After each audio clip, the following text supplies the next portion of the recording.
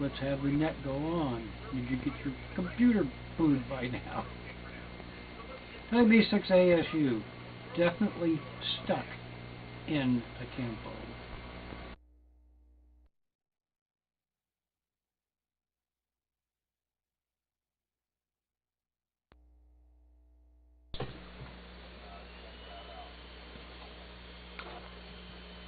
Okay, Fred, we've got you tuned in there now, and we've got YouTube up and running. So thank you for filling in the time there.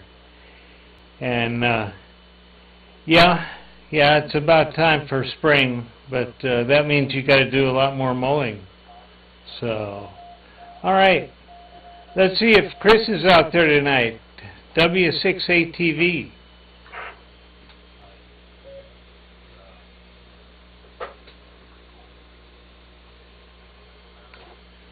All right, no Chris. Let's go over to Matthew, N4DLA.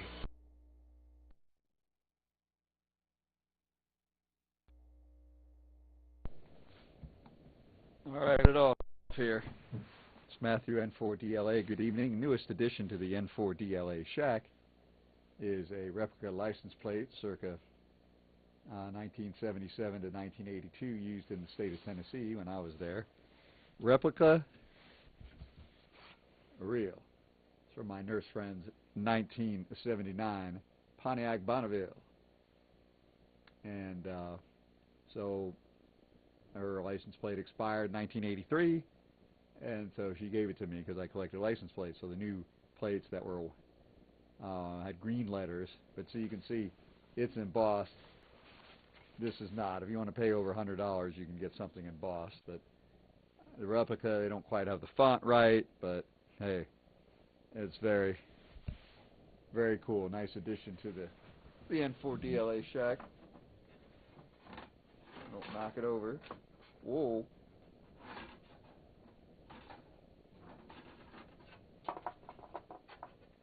There we go. All right. So, rain has stopped outside the Orinda Studios, and had an on and off wet kind of day. ARL DX contest, a single sideband this weekend on HF. So, take your kids off the street. Watch out for all the guys operating linear. I have a neighbor, lives about half a mile that way by Turkey Bird. Homeboy must run a lot of power during these DX contests, because I heard him on 10 meters pounding CQDX last month during the CWARL contest. Just one problem, the band wasn't open, number one. Number two, I went on 20 meters.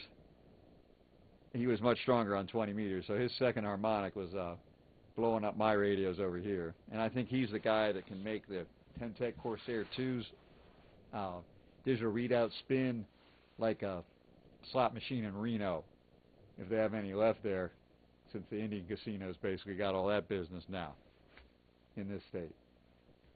So otherwise, getting ready to start another edition, this month's edition of the Carrier.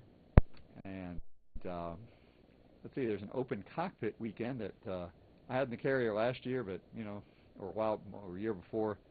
But guy just puts it out there. It's going to be there after the newsletter comes out, but whatever. So it's at the Oakland Air Museum. I don't know if we'll have live TV out of there or not. I don't think we can get into North Peak from there, though. That won't work. So good to see signals out of WB6 K6 TV. So who else are we going to see? I heard ND6H on the 2-meter repeater earlier. He ran into some weather. We'll let him explain that. Anyway, thanks for running the net. Back to you, Jim. K6SOE in the weekly edition of the Mount Diablo Amateur Radio Club Digital Amateur Television Net. N4DLA Orinda.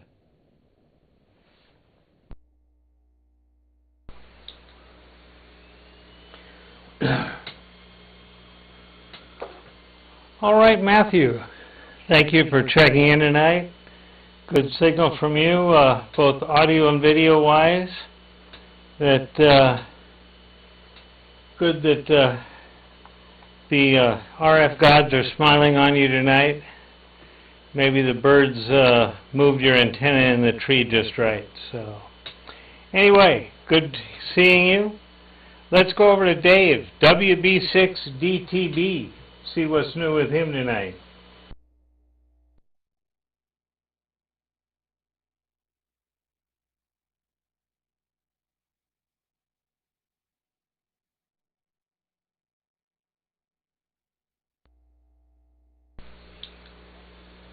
Okay, no Dave tonight.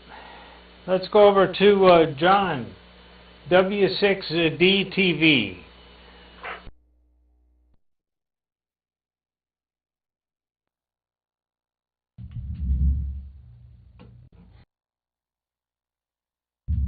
Yeah, I have to remember my 2 meters tonight.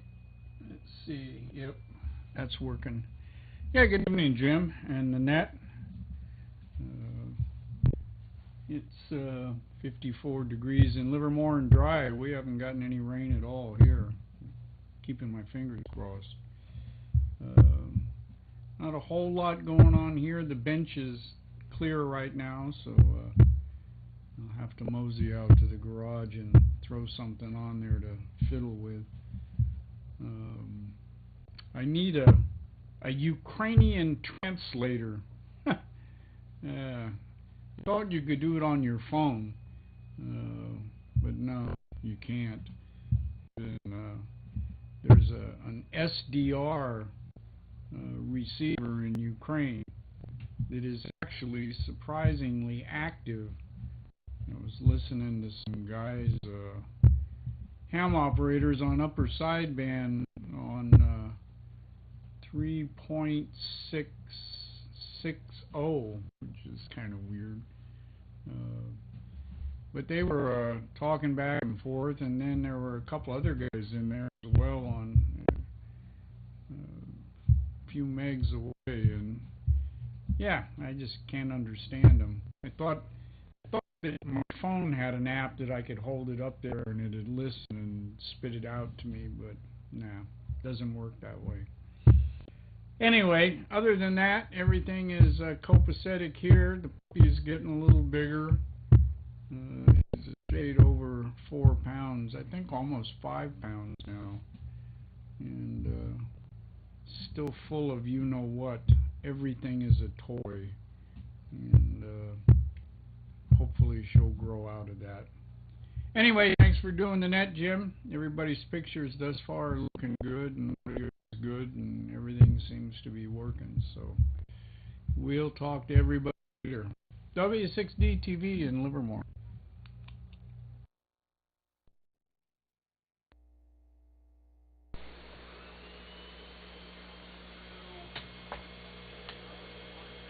All right.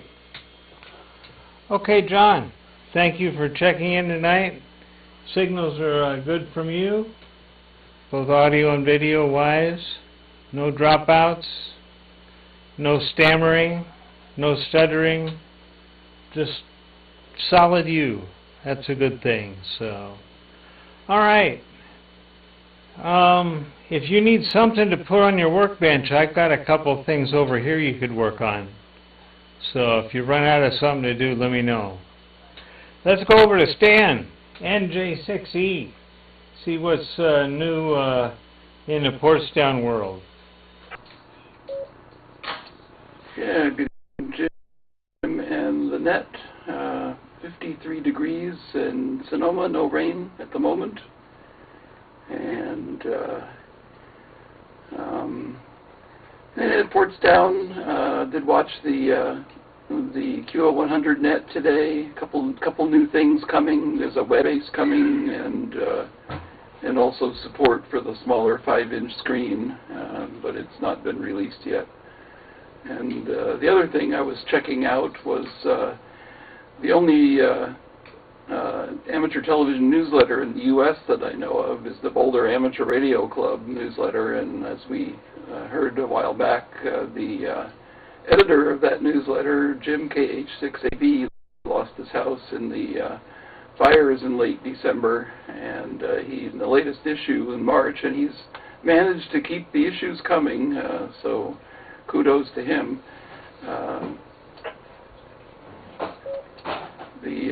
He discusses how he's doing, and he's decided that rebuilding is not, he and his wife decided rebuilding is not going to happen, and so they bought a new home in a retirement community.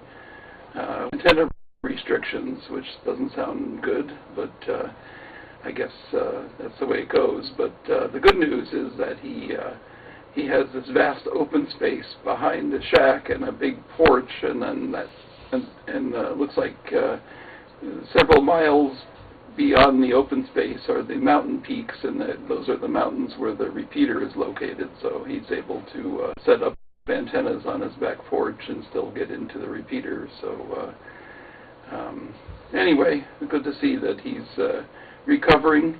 And that newsletter, even though they focus mostly on DVB-T stuff, which were DVB-S, there's still some interesting things in there, technically, from time to time. So that's about it from here. Back to net and J6E.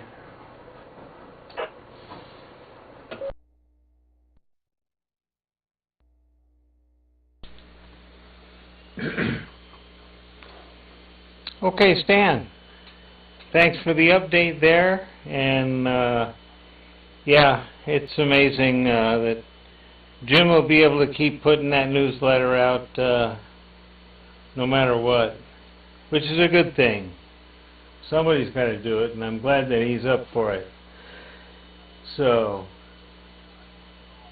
yep, all we need to do is have somebody write up an article about our machine, and we can submit it to him and become famous too. So, anyway, we'll let the authors in the audience work on that. Let's see if Ron is around tonight. N6GKJ.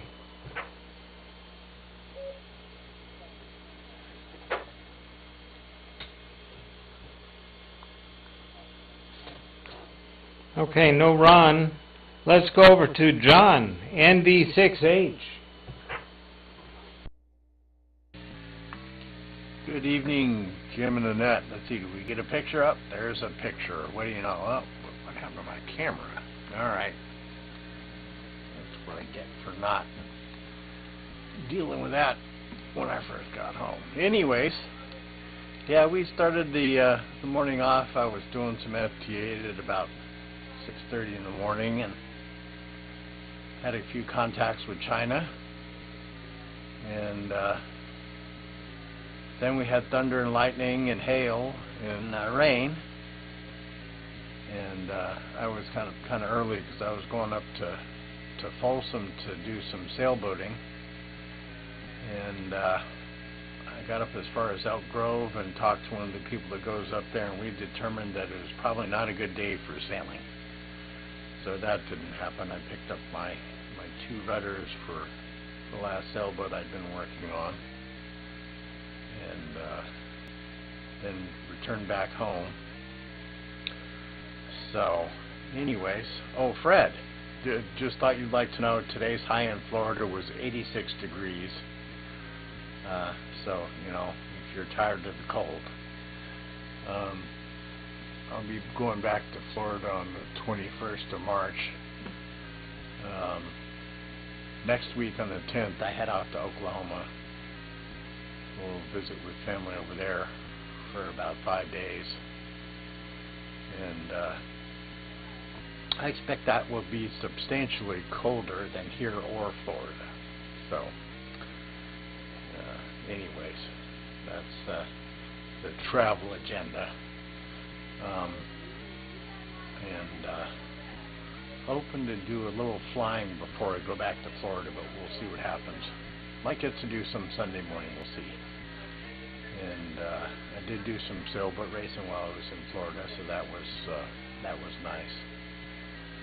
And did some FT8 there as well. I had another contact with Israel on FT8. Now, if I could just get that here, I'd be really happy. Still have the PW1 for sale. If anyone's interested, they can contact me at my call sign at comcast.net. I'll be happy to provide details. Jim, thanks for doing the net. John, Concord, ND68.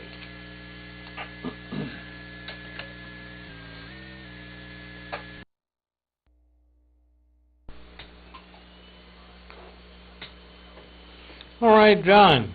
Thank you for checking in tonight.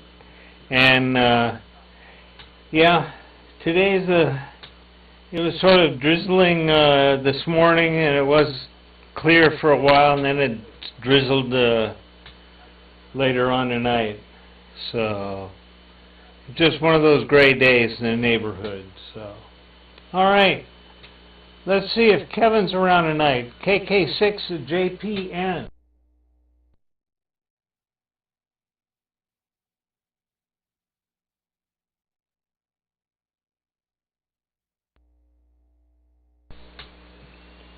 I'm going to keep calling this guy here until he shows up. WB6KWT, Bob.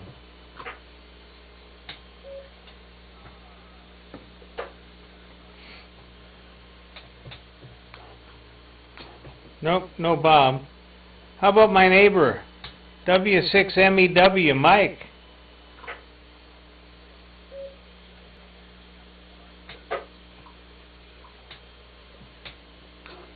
I'm going to have to get over there and get his antenna aimed.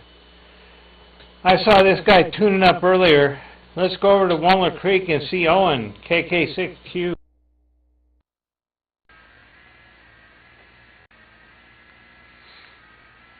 Yes, it seems like everything is working. I do see a picture coming back to me. That's kind of good. So, let's see. This past week I did a road trip to Death Valley for, what, about 5 days. And saw the place. That was the first time I had been there. So the day I headed in, there was a weather system coming across, and I think also pretty cold here. So there was snow on the passes, and I'm driving over, I don't know, like 5,000 feet, 6,000 feet, somewhere in there. And the road, the water on the road is freezing. I'm starting to freak out. And then once you got down off the passes, it was better. Still very cold, but at least not freezing on the road. So bad water basin. So the bottom there, it was actually 77 degrees when I was there, which felt very hot, and the sun was intense. And then you go up into the mountains right behind that, and it was like snow there. So, and there was a lot of wind the first night, so that made everything very, very hard. So I slept in my car, and that was pretty smart. But it eventually died down. And then after that, went on to Las Vegas and did 2 days there. One of the days I went to the National Atomic Testing Museum there, and that was very, very interesting, very educational and so on. And then the next day, the same day, I guess, I did a half marathon in Las Vegas, where they closed down the strip for one of very few events whereby they shut down the strip. So that was fun. They did that at start at 4, so right, but the bulk of the race was at night.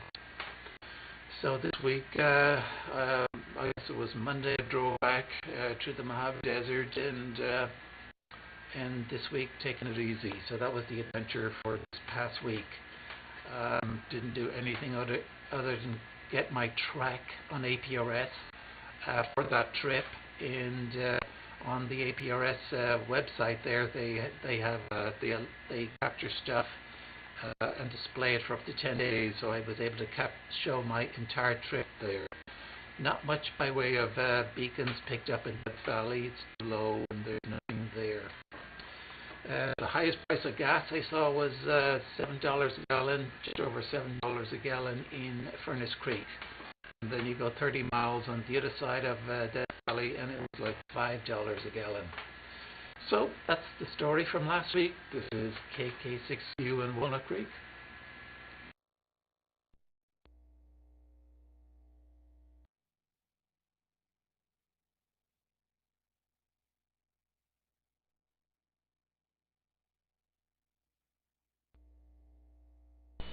Someone tell me where this repeater is located? This W6CX repeater is located on Mount Diablo, 40 miles east of San Francisco. Thank you, KJ6WK. I'm transmitting from Santa Rosa, 50 miles north of San Francisco. All right, well, you're making the machine just fine.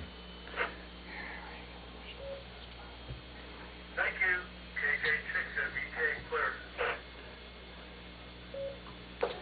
Roger, roger. 7-3, have a good evening. And Owen, thank you for checking in tonight. And sounds like you made a good, had a good road trip there. Glad to hear it. So, and this is Jim, K6SOE, doing the ATV net tonight. I don't have too much else new to impart onto the net, other than getting some pieces together and getting ready to take a trip up the hill. So we might have some new features available here soon. We'll see. So let's go over to Jerry, KB6T, and see what's new with him.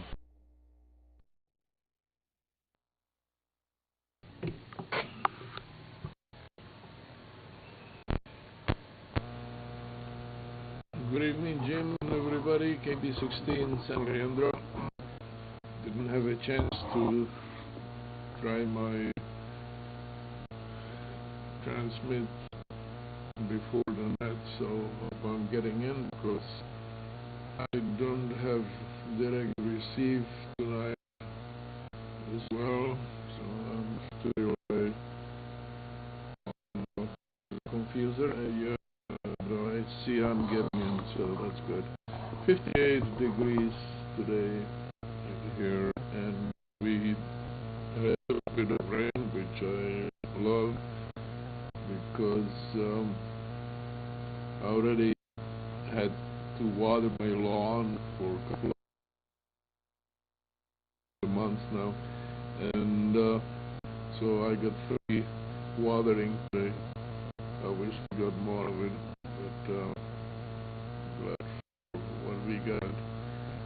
And what else?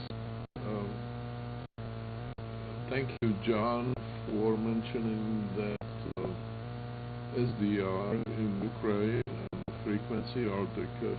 Listen, see if I can understand any of that.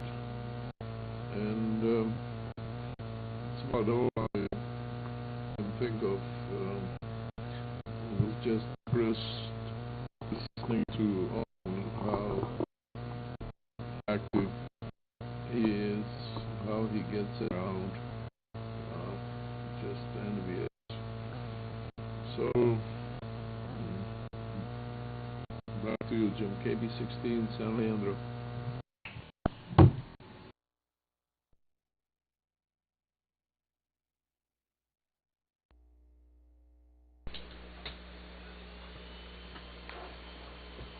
Okay. All right, Jerry. Thank you for checking in tonight. And your audio and video were just top-notch tonight. No dropouts, no nothing there. So you're making the machine just fine. So, all right. Let's see. Let's see if this guy's got a 2-meter check-in. K6VT, Cal.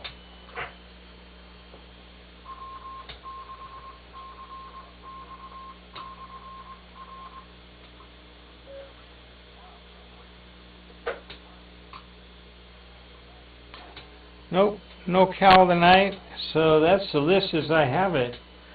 Are there any missed, late, or extra video check-in tonight this time?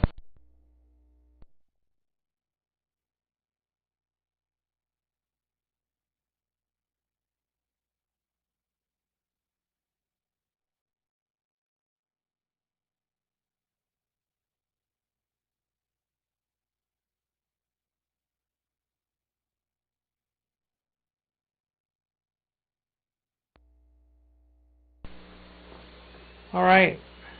I'll take audio check-ins. We'll take audio check-ins Alpha through November. Alpha through November.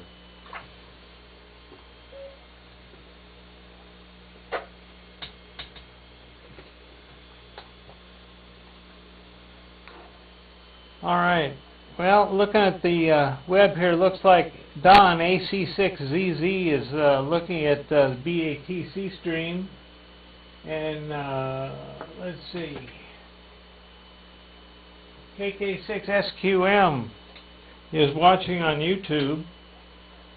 And we'll see if there's any other audio check-ins for the whole alphabet, Alpha through Zulu.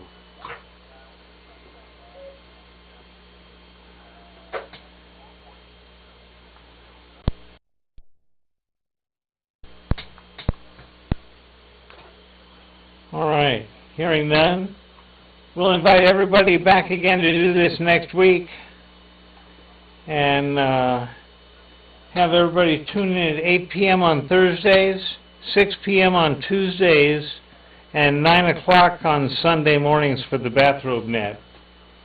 And like Dan used to say, if you're not watching ATV, you're just not getting the picture. So we'll say 7-3. And return the repeaters as semi-normal operation. This is Jim, K6SOE, saying 7-3. And Fred, if you're still there, I got good news for you on the repeater here.